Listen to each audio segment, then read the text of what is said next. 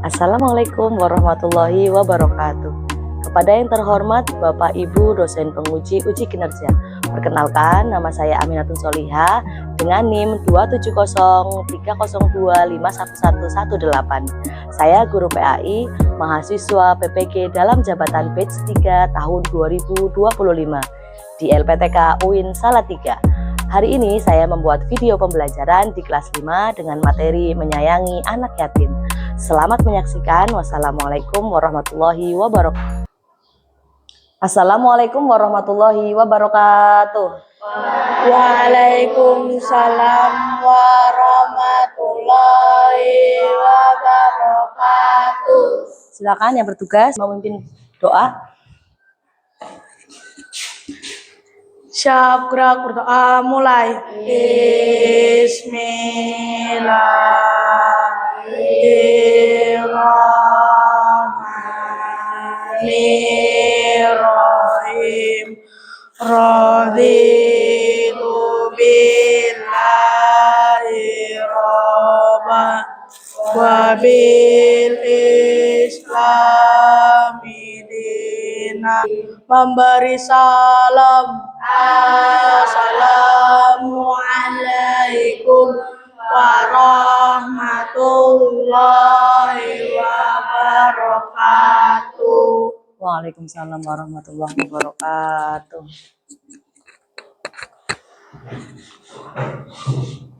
Selamat pagi anak-anak. Pagi. Dari rumah sudah sarapan atau belum? Siapa yang dari rumah belum sarapan? Tidak ada, sudah sarapan semua? Oke. Kita dari rumah berpakaian yang rapi. Coba cek dulu, cek kerapihannya. Cek kerapihannya. Selain kerapihan juga harus dicek kebersihannya. Coba cek di sekitarmu. Adakah sampah yang tertinggal? Kalau ada, silakan dikondisikan, dibuang di tempatnya. Bu Ami akan mengecek kehadirannya dulu ya. Afrita Laura Saputri. Alhamdulillah semuanya bisa berangkat sekolah dengan sehat, bisa mengikuti pelajaran dengan semangat. Kita akan sekarang menyanyikan lagu nasional untuk memupuk rasa nasionalisme kita dan juga cinta tanah air. Untuk dimohon berdiri. Ya, silakan duduk kembali. Sudah, Bu Ami akan menanyakan pada pertemuan sebelumnya, pertemuan yang lalu, kita sudah membahas mengenai rukun iman, rukun Islam, dan perwujudannya, yaitu ibadah yang kita lakukan sehari-hari. Pertemuan kemarin. Pertemuan hari ini, kita hari ini akan membahas rukun iman dan ibadah itu sepaket tidak hanya ibadah saja, tetapi juga diiringi harus dengan yang namanya hablum minan nas. Tidak hanya hablum minallah plus hablum minan nas, atau berbuat baik kepada sesama. Berbuat baik kepada sesama diwujudkan dalam bentuk kepedulian sosial. Jadi ibadahnya harus dipraktekkan dengan akhlak yang mulia, dengan kita memiliki rasa empati dan juga kepedulian sosial. Kenapa sih kita perlu menyayangi anak yatim? Langsung, karena mereka merupakan saudara kita juga.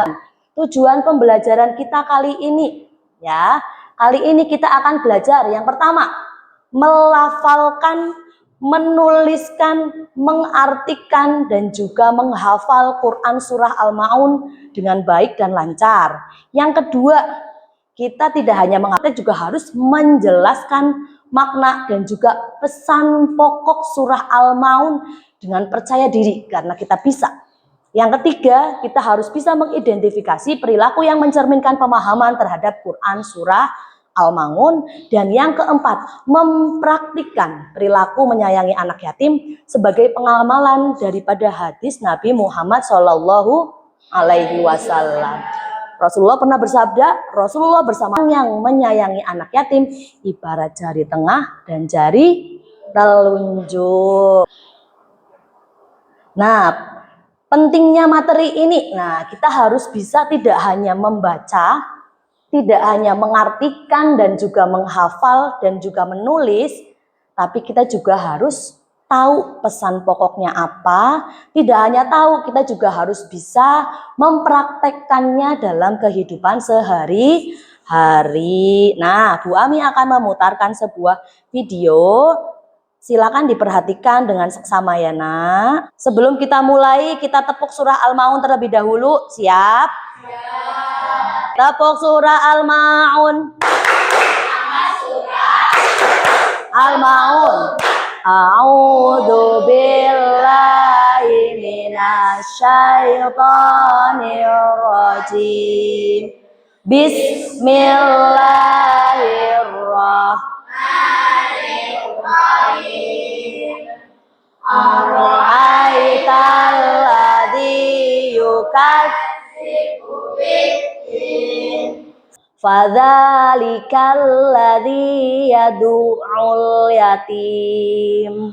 Fadzalikal ladzi yad'ul yatim. Maka itulah orang yang menghardik anak yatim. Nah, ciri pendusta yang pertama ialah orang yang menghardik anak yatim. Ayat ketiga. Wala yahuddu ala ta'amil miskin. Wala yahuddu ala ta'amil miskin. Dan tidak mendorong memberi makan orang miskin. Dan tidak mendorong memberi makan orang miskin. Wa yamna'unal ma'un.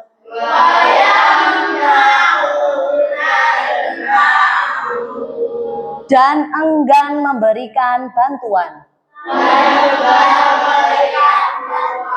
Shadaqallahul azim. Maha benar Allah dengan segala firman-Nya. Bahwasanya kandungan surah Al-Maun yang pertama, kita diperintahkan untuk menyayangi dan tidak menyakiti anak yatim. Yang kedua, kita harus peduli, tidak hanya peduli tapi juga membantu sesuai dengan kemampuan kita.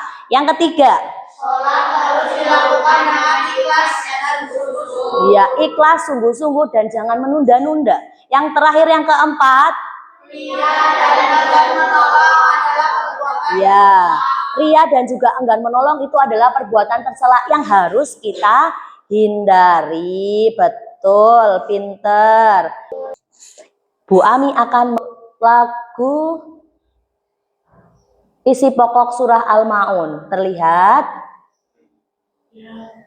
Isi surah Al-Maun, ciri sifat pendusta agama. Nah, sekarang kita akan mulai. Yang pertama, kita nanti akan menulis kembali potongan-potongan surah Al-Maun. Yang kedua, kita nanti akan menarik garis, menghubungkan satu dan selanjutnya. Menghubungkan antar, nih yang ini. Memasangkan arti kata, tarik garis antara kata dan dalam ayat dan artinya dalam surah Al-Maun ini dengan benar. Bu Ami akan membagikan LKPD-nya.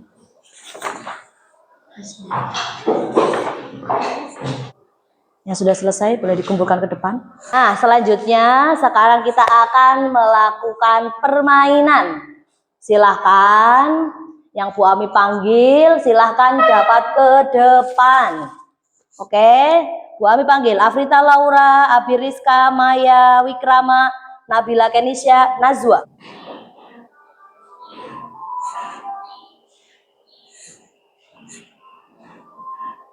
Perilaku yang sesuai dengan ajaran surah Al-Maun adalah betul atau salah, kita klik betul. Lanjut. Hikmah mempelajari surah Al-Maun adalah waktu berjalan.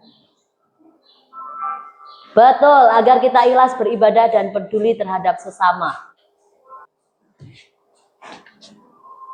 Orang yang sholat hanya untuk dilihat orang lain disebut Betul, disebut riya.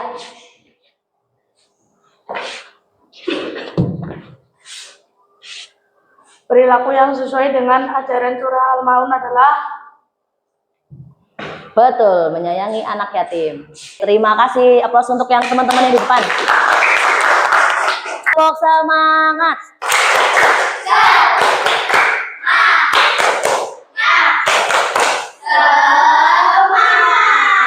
Tadi kita sudah mengerjakan latihan tugas yang LKPD Mandiri. Sekarang Bu Ami akan membagikan sebuah studi kasus. Seperti yang terlihat di papan tulis. Bu Ami akan membagikan mengenai studi kasus. Yang pertama adalah cerita nyata dari buku pelajaran Rafa. Kelompok selanjutnya adalah ada ya kisahnya Fajar. Fajar itu adalah seorang anak yatim yang sering tidak membawa bekal. Yang kasus yang ketiga, cerita nyata yang ketiga yaitu cerita tentang Anissa. Anissa sudah ditinggalkan oleh ayah dan ibunya. Kemudian Anissa itu kelas 3 SD, karena dia tidak punya ayah dan ibu, maka kemudian dia tinggalnya dengan neneknya. Terus Anissa itu sering, dia kalau di kelas itu terlihat sedih, terlihat murung. Teman-temannya juga sama, tidak mau mengajaknya bermain. Sehingga Anissa tambah menyendiri. Pertanyaannya, silakan didiskusikan apa hikmah yang bisa kita ambil dari sikap teman-temannya Anissa itu. Kemudian bagaimana cara kita membantunya agar Anissa bisa merasa diterima di lingkungan. Dan silakan membentuk satu kelompok, isinya adalah 5 orang. Sudah, silakan didiskusikan, dipelajari referensinya, bukunya dipelajari, terus kemudian kamu bahas bersama temanmu. Kamu diskusikan dengan temanmu. Kita akan membuat peta konsep. Tadi kita sudah membahas bareng-bareng tentang pesan pokok dari surah Al-Maun. Silahkan diskusikan dengan teman sekelompokmu. Dalam surah Al-Maun itu, peta konsepnya per ayat itu apa sih pesan pokoknya? Pokok tiap ayat. Kemudian peta konsepnya, pesan pokoknya silakan diisi per ayat.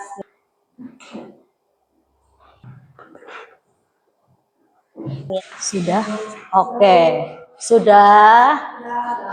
Ya. Silahkan dipresentasikan dari kelompok 1. Silakan kelompok 1. Perkenalkan, nama saya Osi dari kelompok 1. Kelompok 1 ada beberapa orang, ada 5 orang, yaitu Osi, Vega, Maya, Nabila, dan Tegar. Kita akan menunjukkan hasil diskusi kita. Kasus 1. Buku Rafa anak yatim. Karena kesulitan ekonomi, ia belum mampu membeli buku pelajaran baru. Teman-temannya enggan meminjamkan buku kepada Rafa. Rafa merasa sedih, tetapi ia tidak dapat berbuat apa-apa. Pertanyaannya, apa pelajaran yang bisa kita petik dari kasus Rafa? 1. Rafa perlu pembelian dari kita. Menolak teman yang kesusahan tidak sesuai dengan ajaran Islam. Quran Surah Al-Maun mengajarkan ibadah yang baik dan suka membantu yang membutuhkan. Dengan berbagi, kita juga akan mendapatkan pahala dari Allah. Yang sebelah sana, sebelah kiri adalah studi kasus yang sudah dikerjakan, yang sebelah kanan adalah peta konsep yang telah dibuat oleh kelompok 1. Paparkan. Pesan pokok surah Al-Maun. Ayat 1. Tahukah kamu ciri pendusta agama? Ayat 2. Ciri 1 pendusta agama. Orang yang menghardik anak yatim. Ayat 3. Ciri kedua. Orang yang tidak menolong dan memberi makan orang miskin. Ayat keempat dan kelima. Ciri pendusta agama yang ketiga. Orang yang lalai akan makna dan tujuan sholatnya. Ayat ke-6. Ciri pendusta agama keempat, orang yang suka berbuat riya. Ayat ke-7, ciri sifat pendusta agama yang kelima orang yang enggan memberi bantuan. Ya, jadi di peta konsepnya sudah jelas, ayat 1, 2, 3 sampai ayat yang ke-7. Tepuk tangan, kita beri applause untuk kelompok 1. Dan sekarang Bu Ami akan memberikan evaluasi.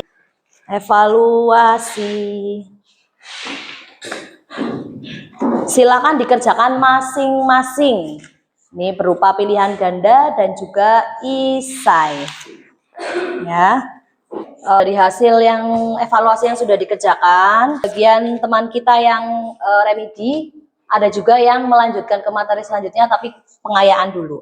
Untuk yang remedi, yang perbaikan, di rumah silakan dikerjakan di halaman 12, ya, di buku pendampingnya. Kemudian yang untuk pengayaan bisa diulas kembali, kemudian dikerjakan di halaman 13. Dipahami, Nak? Alhamdulillah, hari ini pelajarannya sudah kita lakukan dari awal sampai akhir, tujuan pembelajarannya sudah tercapai. Kemudian, adakah kesulitan yang dialami? Tidak. Apakah ada materi yang menarik untukmu di pelajaran kali ini? Ada. Setelah kita belajar sekian banyak, kita akan merefleksikan apa pelajaran yang kita sudah pelajari. Yuk, Mbak, silakan. Saya ingin menjadi anak yang rajin beribadah, peduli pada sesama agar disayang Allah. Hal yang paling saya ingat di pelajaran kali ini, kita harus menyayangi anak yatim, tidak boleh sombong, dan punya kepedulian sosial dengan suka berbagi. Oke, berikut refleksi dari Mbak Angelika. Kemudian, setelah kita belajar dari awal, silakan. Apa pelajaran yang bisa kamu ambil, Mas? Pesan penting yang bisa saya diterapkan di sekolah, tidak mengejek teman, saling menghormati, dan membuat semua teman merasa diterima. Oke, terima kasih. Alhamdulillah, pelajaran hari ini sudah selesai. Pelajaran selanjutnya kita akan mempelajari tentang akhlak yang dicontohkan oleh Nabi Muhammad dalam kehidupan sehari-hari. Siap-siap dulu, dipimpin untuk doa. Syabra Qur'an mulai. Subhanakallahumma wa bihamdika asyhadu an la ilaha illa anta astaghfiruka wa atubu ilaihi. Memberi salam, assalamualaikum warahmatullahi wabarakatuh. Waalaikumsalam warahmatullahi wabarakatuh. Terima kasih anak-anak. Jangan lupa belajar dengan semangat. Jangan lupa juga dikerjakan tugasnya. Demikian dari Bu Ami.